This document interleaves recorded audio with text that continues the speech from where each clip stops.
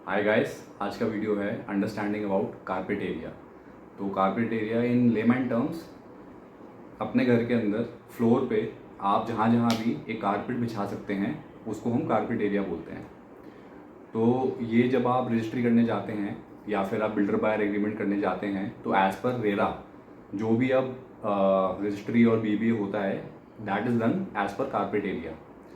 तो अब इसमें कारपेट एरिया में हमें ये समझना है कि रेगुलेशन तो एक चीज़ होगी, बट इसमें एक रूल है कि 70% जो कि रेरा ने डेवलप किया है हरियाणा में, आप अपनी स्टेट में आप जो मॉडल कोड ऑफ कंडक्ट है उससे पता लगा सकते हैं। 70% of your super area which is disclosed by the builder should be your carpet area minimum.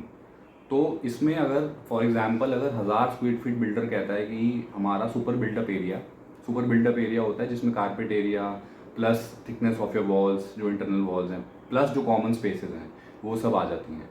तो सुपर एरिया अगर फॉर एग्जांपल बिल्डअप बोलता है कि 1000 स्क्वायर फीट है, तो इसमें अब हरियाणा में रेरा बोलता है कि 70% मतलब 700 square feet should be minimum carpet area plus balcony. हाँ जी, इसमें बैल्कनी भी इंक्लूड करनी है आपको।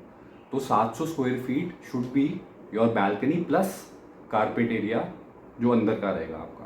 तो इसमें अब या तो मतलब कॉम्बिनेशन उन्होंने डिफाइन नहीं कर रहे हैं, बट इसमें आप देखिए 700 स्क्वायर फीट में आपकी 50 स्क्वायर फीट बालकनी हो सकती है, 650 स्क्वायर फीट आपका कारपेट हो सकता है, या फिर आपका 100 स्क्वायर फीट बालकनी हो सकती है, 600 स्क्वायर फीट कारपेट हो सकता है, या 150 स्क्वायर फीट बालकनी हो सकती है, 550 स्क्वायर फीट कारपेट हो सकता है। तो इन दोनों को ऐड करके आपका फिगर 700 आना चाहिए। 700 इसलिए क्योंकि हमने 1000 स्क्वायर फीट सुपर एरिया बोला है, तो 70% of that should be the minimum carpet area plus balcony. तो अब देखिए, बैल्कनी बनाने में ना बहुत कम खर्चा होता है, but as compare to inside जो आप अंदर बना रहे हैं, तो बिल्डर का खर्चा बैल्कनी बनाने में बहुत कम होता है एज़ कम्पेयर टू उसका जो खर्चा होगा अंदर का सामान बनाने में।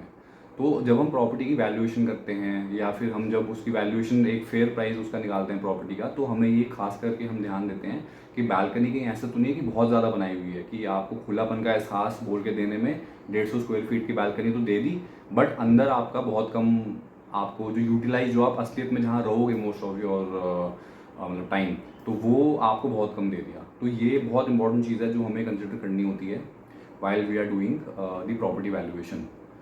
तो इसमें अब एक और चीज़ होती है कि कई बार आप अपना कारपेट एरिया अगर आपको नहीं पता, तो आप जो आपके लेआउट्स हैं उनमें भी आप उसको मल्टीप्लाई और ऐड करके, सिंपल है, आप पता लगा सकते हैं।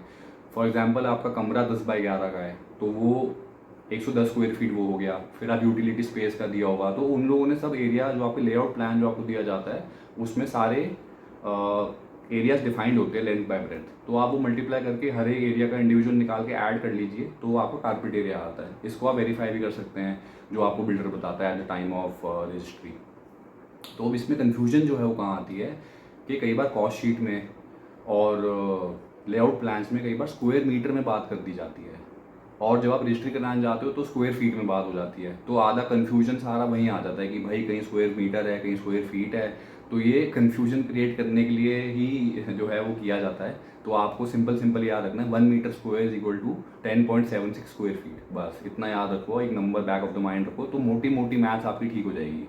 तो ये मेरे को आपको जो है इस वीडियो के माध्यम से बताना था कि what is really a carpet area and how do we analyse it while we are selecting a property for ourselves। तो मिलते हैं अगले वीडियो में, एंड अगर आपको जो वीडियोज़ हैं अच्छी लग रही हैं तो प्लीज़ लाइक कीजिए, सब्सक्राइब कीजिए एंड शेयर कीजिए अपने फ्रेंड्स एंड फैमिली के साथ, और मिलते हैं फिर नेक्स्ट वीडियो में।